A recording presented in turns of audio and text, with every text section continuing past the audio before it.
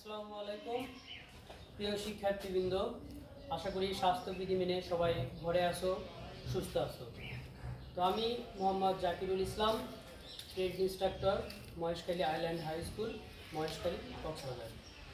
তো সবাইকে আমার অনলাইন ক্লাসে আমন্ত্রণ জানাচ্ছি। তো সবাই মনোযোগ সহকারে ক্লাসটি দেখবে এবং বুঝবে। দেখো, আমরা করোনার আগে কোন কোন বিষয় নিয়ে আলোচনা করেছিলাম। একটা হলো প্রথম অধ্যায় নিয়ে আলোচনা করেছিলাম। প্রথম অধ্যায় ছিল হলো কি ইট নিয়ে আলোচনা করেছি। ইট কি সেটা আমরা জেনেছি এবং এখানে আরও আছে। দ্বিতীয় অধ্যায় ছিল বালি, সেটা নিয়ে আমরা আলোচনা করেছি। তৃতীয় অধ্যায় পাথর, সেটাও আলোচনা করেছি। চতুর্থ অধ্যায় পানি, সেটাও আলোচনা করেছি। আজকে আমরা আলোচনা করব পঞ্চম অধ্যায় সিমেন্ট কি। সিমেন্ট কি এটা নিয়ে আমরা আজকে আলোচনা করব। সিমেন্ট নির্মাণ সামগ্রীর একটি গুরুত্বপূর্ণ উপাদান। এটি হলো একটি জোড়ক পদার্থ। হ্যাঁ, যে কোনো কনক্রিট বা যে কোনো কিছু আমরা ইমারত তৈরি করতে যাই তখন সিমেন্ট একটি গুরুত্বপূর্ণ উপাদান হিসেবে ব্যবহার হয়ে থাকে। তো সিমেন্ট কি নির্দিষ্ট পরিমাণে, দেখো এখানে আমি কিছু বিষয় পয়েন্ট আউট করে রাখছি যেগুলো খুবই গুরুত্বপূর্ণ। এই জিনিসগুলো তোমরা মনোযোগ সহকারে শুনবে। প্রথমটা হলো সিমেন্ট। সিমেন্ট বলতে কি বোঝায়? নির্দিষ্ট পরিমাণ ক্যালসিয়াম কার্বনেটের সাথে অর্গানিজা নামে একটা পদার্থ আছে, সেটি পুড়িয়ে এক ধরনের পাউডার পাওয়া যায়। এই পাউডারকে বলে হলো ক্লিংকার। এই ক্লিংকারের সাথে নির্দিষ্ট পরিমাণ জিপসাম মিশিয়ে সিমেন্ট তৈরি করা হয়। 1824 সালে জোসেফ আসদ্দিন নামে একটা রাজমিস্ত্রি এটি প্রথম আবিষ্কার করেন। আচ্ছা, সিমেন্ট কি সেটা আমরা কিন্তু জানলাম এবং বুঝলাম। তারপর দেখো আরেকটা বিষয় আছে, সিমেন্টের হাইড্রেশন বলতে কি বোঝায় বা সিমেন্টের হাইড্রেশন কি। যখন সিমেন্ট পানির ভিতরে দেওয়া যায় তখন এক ধরনের বিক্রিয়া তৈরি হয়, রাসায়নিক বিক্রিয়া। সিমেন্টের ভিতরে অনেক ধরনের পদার্থ থাকে, এগুলোর সাথে পানির একটা বিক্রিয়া তৈরি হয়। এই যে একটা বিক্রিয়া তৈরি হলো, এটাকে বলা হচ্ছে হলো সিমেন্টের হাইড্রেশন। আর সিমেন্ট কিছু কিছু গুরুত্বপূর্ণ উপাদান আছে। দেখো, সিমেন্টের ভিতরে অনেকগুলো উপাদান আছে যে জিনিসগুলো নিয়ে সিমেন্ট তৈরি করা হয়। এর ভিতরে আছে কি, লাইম আছে 62%, লাইম। সিলিকা আছে 22%, অর্থাৎ 22%, alumina 5%, calcium sulphate 4%, iron oxide 3%, magnesium 2%, sulphur 1%, অ্যালকালিস 1%। এই উপাদানগুলোর সহযোগে সিমেন্ট তৈরি করা হয়। এই সিমেন্ট বলতে কি বোঝায় এবং সিমেন্টের উপাদানগুলো কী কী, এই জিনিসগুলো তোমরা খুবই ভালোভাবে জানো। তোমাদের কাছে বই আছে, ওগুলো ভালোভাবে আমার লেকচারের সাথে মিলিয়ে নিবে। দেখো, তারপরে আছে কি সিমেন্টের সেটিং টাইম। যখন আমরা সিমেন্ট কনক্রিটের মধ্যে দিই বা সিমেন্ট যখন মিশ্রণ করি, সিমেন্ট বা যখন আমরা কনক্রিট মিশ্রণ করি, কনক্রিটের উপাদানগুলো কি, সিমেন্ট, বালি, পানি। যখন এটা দেওয়া হয় তখন এটার প্রাথমিক জমাটবদ্ধতার একটা সময় থাকে এবং ফাইনাল সেটিং টাইম অর্থাৎ শেষ জমাটবদ্ধতার একটা সময় থাকে। এটা হলো যখন সিমেন্ট মিশ্রণের পর 5 মিনিট পর থেকে, কেন 5 মিনিট, 5 মিনিট পর থেকে এটা সেটিং টাইমটা শুরু হয়। যে 5 মিনিট থেকে শুরু হলো, এটা শেষ জমাটবদ্ধতার সময় আছে হলো 10 আওয়ার্স, 10 ঘন্টা। তাহলে ইনিশিয়াল একটা সেটিং টাইম থাকে, ফাইনাল একটা সেটিং টাইম থাকে। তো ইনিশিয়াল সেটিং টাইমটা কি 5 মিনিটস। এইটা সিমেন্টের ভিতরে আবার প্রকারভেদ আছে। তোমার 5 মিনিটস হলো কুইকল্যান্ড সিমেন্ট, আবার যেগুলো আমরা যে সিমেন্টগুলো ইউজ করি আমরা এটাকে বলা হলো পোর্টল্যান্ড সিমেন্ট। তো আমরা অনেক ধরনের সিমেন্ট ইউজ করি, তার ভিতরে যেটা বাজারে সবসময় পাওয়া যায় এটাকে বলা হলো পোর্টল্যান্ড সিমেন্ট। এইটার হলো মিনিমাম ইনিশিয়াল সেটিং টাইম হলো 30 মিনিট। 30 মিনিট থেকে ইনিশিয়াল সেটিং টাইম শুরু হবে। এটা সর্বোচ্চ তোমার হলো 10 আওয়ার্স পর্যন্ত এটা শক্তি সঞ্চয় করবে।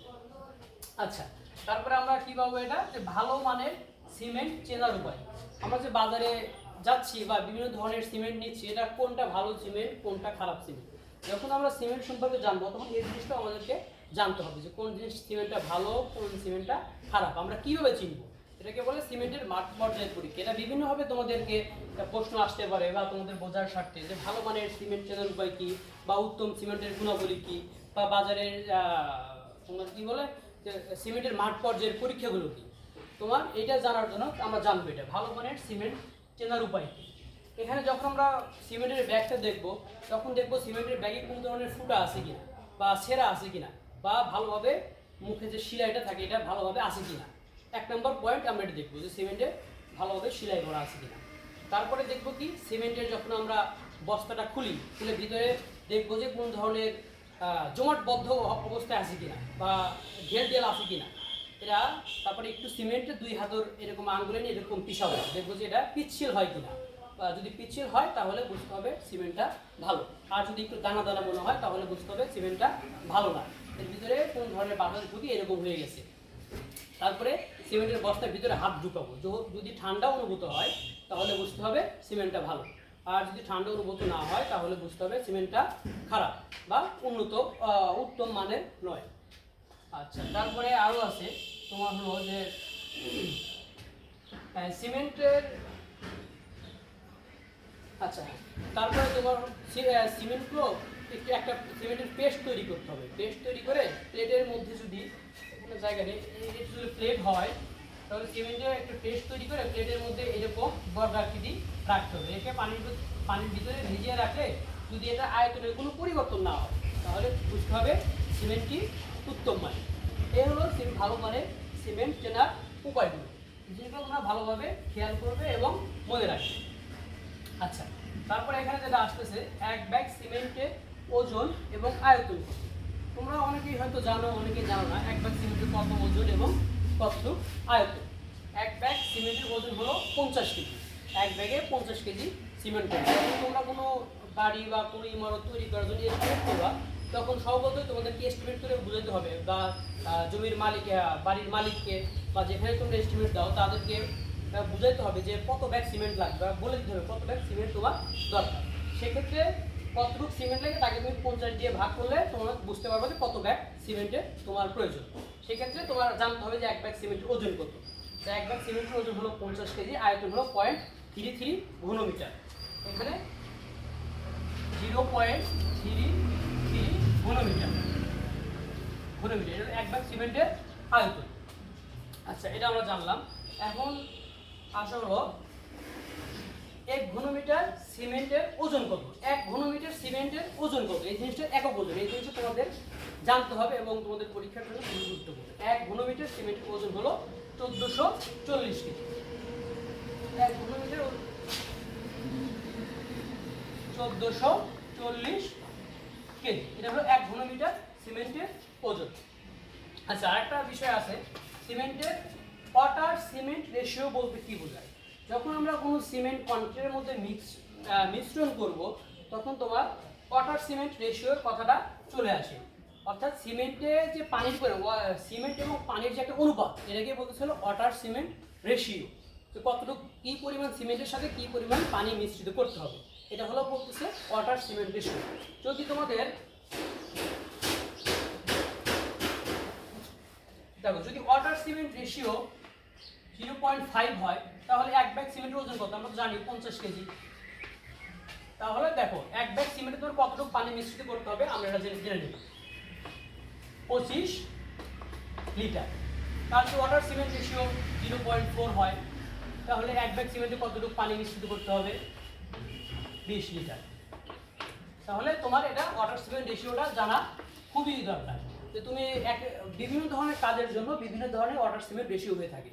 তুমি এটা জেনে থাকবে যখন কোনো এস্টিমেট করতে যাবা তখন ডিজাইনে লেখাই থাকবে যে তোমার ওয়াটার সিমেন্ট রেশিও 0.5 ধরা, ওয়াটার সিমেন্ট রেশিও 0.4 ধরা বা 0.45 ধরা, যে কোনো কিছু একটা লেখা থাকবে। তবে ম্যাক্সিমাম ক্ষেত্রে যেটা হয়ে থাকে সেটা হলো ওয়াটার সিমেন্ট রেশিওটা হয়ে থাকে হলো 0.5, 0.45, 0.4, ম্যাক্সিমাম এটাই হয়ে থাকে।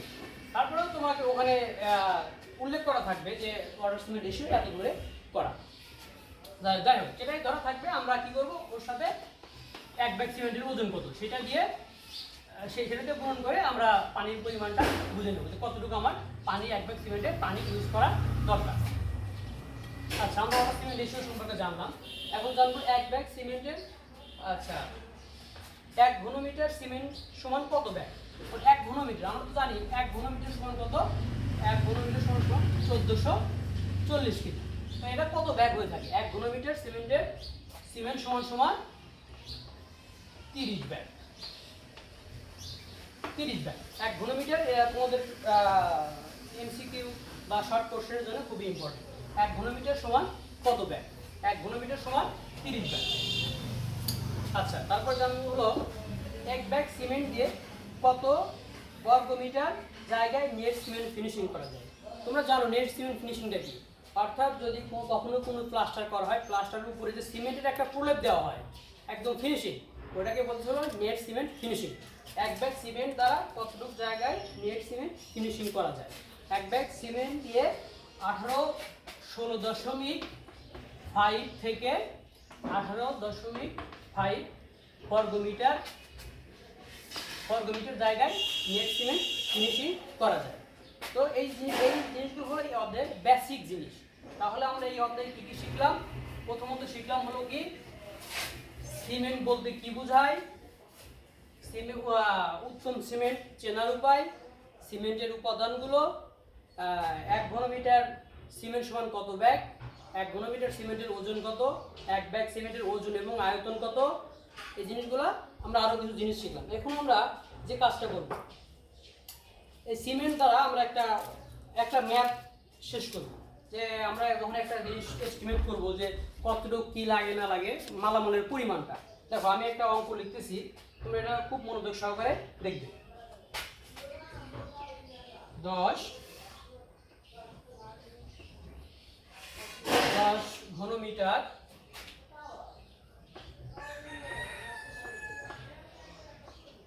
ইটের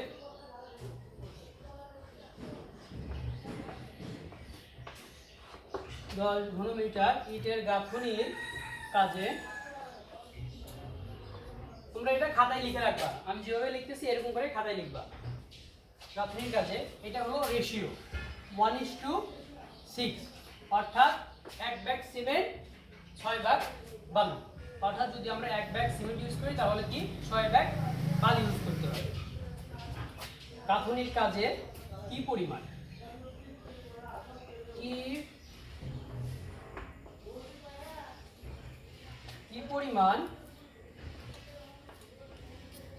ইট, বালি, সিমেন্ট প্রয়োজন। এই জিনিসগুলো আমাদের বের করতে হবে। কি বলছে? 10 ঘনমিটার ইটের গাঁথনির কাজে 1:6 অনুপাতে কি পরিমাণ ইট, বালি, সিমেন্টের প্রয়োজন হবে। যেহেতু তোমরা ভবিষ্যৎ ইঞ্জিনিয়ার, তোমাদেরকে এই বেসিক জিনিসগুলো জানতে হবে। তোমাদেরকে এই জিনিসগুলো যখন তুমি একটা বাড়ি তৈরি করবা, একটা ওয়াল তৈরি করবা বা কোনো মেঝে বা ছাদ তৈরি করবা, তখন এই জিনিসগুলো তোমাদেরকে হিসাব করে বের করতে হবে। কতটুকু তুমি সিমেন্টে তোমার লাগবে এস্টিমেট করতে হবে, কতটুকু সিমেন্টের এস্টিমেট করতে হবে, কতটুকু বালির এস্টিমেট করতে হবে, কতটুকু ইটের এস্টিমেট করতে হবে। যেহেতু আমরা ইটের অধ্যায়টা পড়ে আসছি, বালির অধ্যায়টা পড়ে আসছি এবং সিমেন্টের অধ্যায়টা আজকে শেষ করলাম, সেক্ষেত্রে আমাদের কিন্তু এটা বের করা খুবই ইজি হবে। দেখো আমরা এই ম্যাথটা এখন সলভ করব। আশা করি তোমরা এটা খাতায় উঠে নিয়েছো। আমি যখন বলবো তখন তোমরা এটা খাতার সাথে মিলিয়ে নিবে।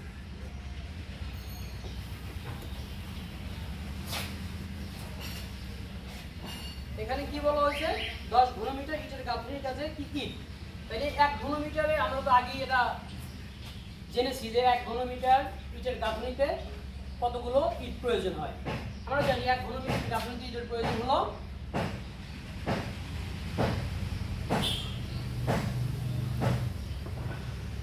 আমরা জানি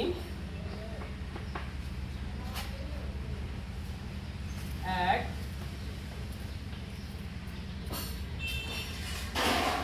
ঘনমিটার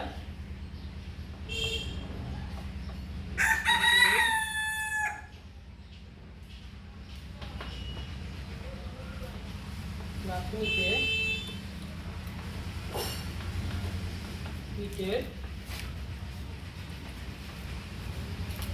প্রয়োজন সমান 410টি। তাহলে 1 ঘনমিটার ইটের গাঁথনি কতগুলো ইটের প্রয়োজন? 410টি। অতএব 10 ঘনমিটার ইটের গাঁথনিতে ইটের প্রয়োজন সমান 410 ইন্টু 10 সমান 4100 নোজ বাকি। তাহলে আমরা কি খুব সহজে কিন্তু জিনিসটা বুঝতে পারলাম যে 1 ঘনমিটার যেটা গাঁথনি যেটা আমার জানাই আছে যে 410, অতএব 10 ঘনমিটারের জন্য কতটি 10 × 410, তাহলে 4100, 4100। তাহলে যে পরিমাণটা আমরা পেয়ে গেলাম। এখন আসো কি কি বাকি থাকলো, এখন বাকি থাকলো হলো সিমেন্ট বালি এবং সিমেন্ট এবং বালি। আচ্ছা, এখন এখানে যে আমাদের একটা রেশিও ছিল 1:6, এই অনুপাতগুলোর যোগফলটা কি দেখো,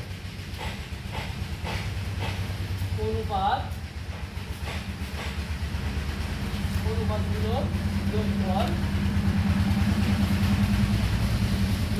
তোমার সমান কি 1 + 6 7। এই জিনিসটা বুঝতে পারছো তো? দেখো অনুপাতগুলোর যোগফল যেটা আমরা কি রেশিওতে আমরা গাঁথনিটা করব, বালি কতটুক সিমেন্ট কতটুক দেবো সেটাই বলতেছে হলো অনুপাত, যে 1 বস্তা সিমেন্টের সাথে 6 বস্তা বালি ব্যবহার করবো করে যে মশলাটা তৈরি করবো, এটা দিয়ে আমরা এটার গাঁথনিটা তৈরি করবো। সেক্ষেত্রে অনুপাতগুলোর যোগফল কত পেলাম 1 + 6 7, অনুপাতগুলোর যোগফল 7। এখন আমরা দেখো আমি যেটা লিখতেছি তোমরা খাতার সঙ্গে সঙ্গে লিখে নিবা, আমার বোর্ডটা ছোট হওয়ার কারণে সম্পূর্ণ অংশটুকু একসাথে করতে পারতেছি না। তো আশা করতেছি পরের ক্লাসে ইনশাল্লাহ বড় বোর্ডে ক্লাসটা নেব, তো সেক্ষেত্রে তোমাদের এই সমস্যাগুলো হবে না। অনুপাতগুলোর যোগফল লিখলাম আমরা। এখন আমরা লিখবো হলো এখন সিমেন্ট কত দরকার হচ্ছে, সিমেন্ট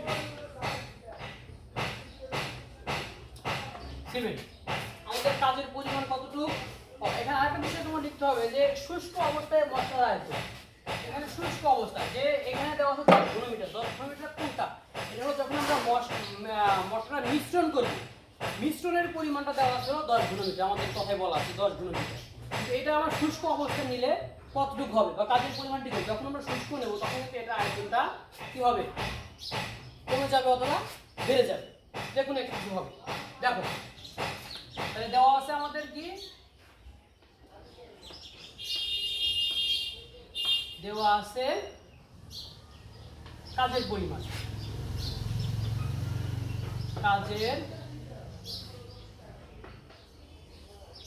কাজের পরিমাণ 10 ঘনমিটার। তাহলে শুষ্ক অবস্থায় আয়তনটা কত, শুষ্ক অবস্থায়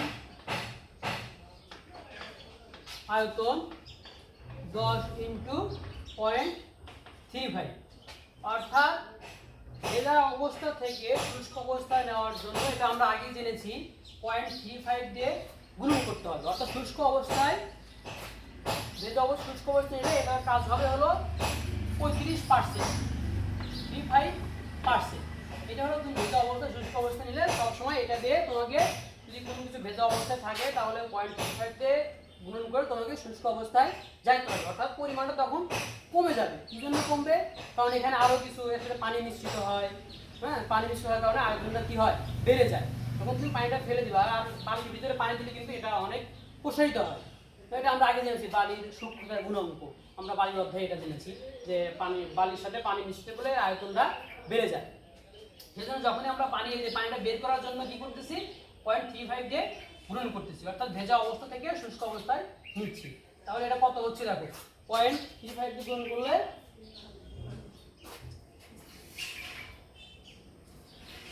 আচ্ছা 0.35 দিয়ে গুণন করলে কত হয় 3.5 ঘনমিটার। 3. তাই কাজের পরিমাণ কত হচ্ছে আমাদের 3.5 ঘনমিটার। এখন দেখো তাহলে আমরা যে আগে যেটা লিখেছিলাম যে অনুপাতগুলোর যোগফল 6:, এটা লিখেছিলাম আমরা সমান 7। এখন সিমেন্টের কতটুকু দরকার, একদম সহজ। দেখো সিমেন্ট সমান আমাদের কাজের পরিমাণটা এখন শুষ্ক অবস্থা থেকে শুষ্ক অবস্থায় যাওয়ার পর কত হলো 3.5। একে ভাগ করবো আমরা কি দিয়ে, অনুপাতগুলোর যোগফল। এটা হলো কোয়ান্টিটিতে আছে কি সিমেন্ট এবং বালি আছে, দুইটা এক জায়গায় আছে এখন 7। এই 7 হলো দুইটা এক জায়গায়, এর ভিতরে কি করবো সিমেন্টটা আমরা আলাদা করবো, বালিটা আলাদা করবো। তাহলে অনুপাতগুলোর যোগফল দিয়ে ভাগ করব ইনটু যেটা ভাগফল হবে সেটা এটা হলো মোট আছে অর্থাৎ 7% আছে এর মধ্যে কি হবে সিমেন্ট আছে কত ভাগ 1 ভাগ 1 দিয়ে গুণ করব দেখো তাহলে কত হয় তোমরা হিসাব করে দেখো আমার কাছে হিসাব করা আছে দেখো এখানে হবে হলো 0.5 ঘনমিটার 0.5 ঘনমিটার দেখো এইটাই কিন্তু আমরা জেনেছি 1 ঘনমিটার সমান কত ব্যাগ সিমেন্ট 1 ঘনমিটার সমান 30 ব্যাগ তাহলে এটা কি হলো ঘনমিটার বেরোচ্ছে এত ঘনমিটার আমার সিমেন্টের দরকার হচ্ছে এখন জিনিসটা আমরা কি করব এই জিনিসটা আমরা এখন ব্যাগে নেব তাহলে কত ব্যাগ তাহলে এই সিমেন্টের কত ব্যাগ আমরা ব্যাগে বের করব ব্যাগেই করব তাহলে 0.5 ইনটু কত আমরা জানি হলো যে 1 ঘনমিটার সমান কত জানি হলো 30 ব্যাগ সিমেন্ট তাহলে 0.5 দিয়ে গুণ করলে আমাদের দেখো ব্যাগে কনভার্ট করলে হচ্ছে হলো 15 ব্যাগ তাহলে কি হলো যে আমাদের এই 10 ঘনমিটার কার্যনিক সিমেন্টের প্রয়োজন কত সিমেন্টের প্রয়োজন হলো 15 ব্যাগ এখন আমরা কি করব সেম অনুরূপভাবে বালির পরিমাণটা বের করব দেখো একই জিনিস এখন এখানে শুধু লিখব স্যান্ড তাহলে লিখব কি স্যান্ড এখানে হলো স্যান্ড তাহলে এখানে একের জায়গায় কি করব এখানে বালির পরিমাণ আছে 6% তো এখানে আমরা 6 লিখব এখন দেখো তাহলে বালির পরিমাণটা কত বালির পরিমাণটা হচ্ছে হলো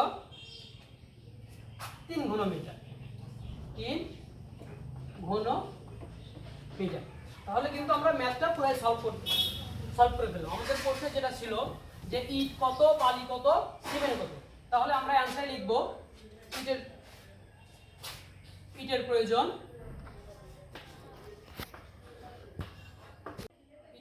দেখো এটার অ্যানসারটা দেখাই লাগবে আমাদের ম্যাথ পুরাই সলভ হয়ে গেছে ইটের প্রয়োজন কত পাইছিলাম আমরা 4100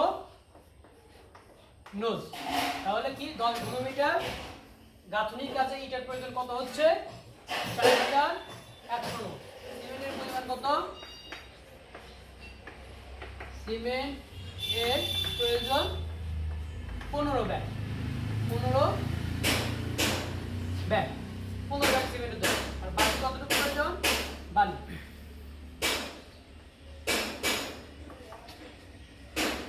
বালির প্রয়োজন 3 ঘনমিটার তাহলে দেখো তাহলে এই ম্যাথটা আমরা সলভ করলাম তাহলে এই ম্যাথটা তোমরা সলভ করতে পারো তাহলে কি হবে যে কোনো ধরনের ইমারত গাঁথনি বা যে কোনো কিছু তোমরা এখন কি এস্টিমেট করতে পারবা ইট সম্পর্কে আমরা আগে জেনেছি একটা ইটের সাইজ কত হ্যাঁ বা 1 ঘনমিটার ইটের গাঁথনির কাছে কত ইট লাগে 1 বর্গমিটার সোলিং এর কাছে কতটুকু ইট লাগে 1 বর্গমিটার সোলিং এর কাছে কতগুলো ইট লাগে তারপর আবার এখানে তোমরা আরেকটা জানছি যে সিমেন্ট 1 ঘনমিটার সিমেন্টের ওজন কত 1 ঘনমিটার সিমেন্টে কত ব্যাগ 1 ঘনমিটারে কত ব্যাগ সিমেন্ট হয় 1 ব্যাগ সিমেন্টের ওজন কত 1 ব্যাগ সিমেন্টের আয়তন কত এটা আমরা জেনেছি তাহলে বালি সম্পর্কে আমরা জানি বালি কত প্রকার ও কি কি বালি কোথায় পাওয়া যায় উষ্ণতায় বালি কত প্রকার হ্যাঁ কোন কাজে কি ধরনের বালি ব্যবহার করতে হয় সেটা আমরা জেনেছি তাহলে তোমরা কি এখন এগুলা এস্টিমেটটা আশা করি করতে পারবা ইঞ্জিনিয়ারিং এর যে বেসিক জিনিসগুলো এটাই কিন্তু মূলত বেসিক জিনিস তো সিমেন্ট বালি পানি আর একটা জিনিস আমাদের বাকি আছে সেটা কি এটা হলো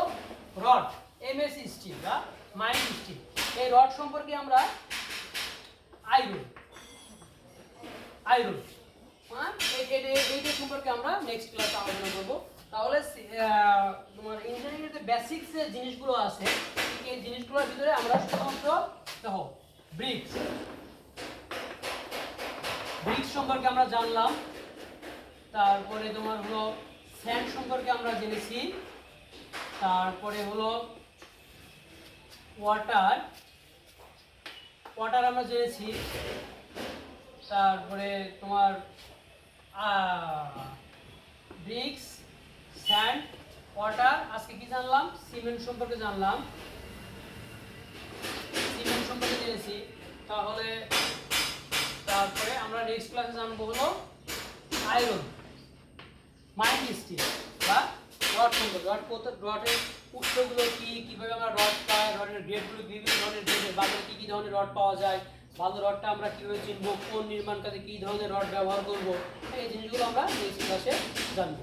তো সবাই স্বাস্থ্যবিধি মেনে সুস্থ থাকো এবং বাসায় ঠিকঠাক মতো পড়াশোনা করো। হ্যাঁ, ঠিক আছে, আল্লাহ হাফিজ।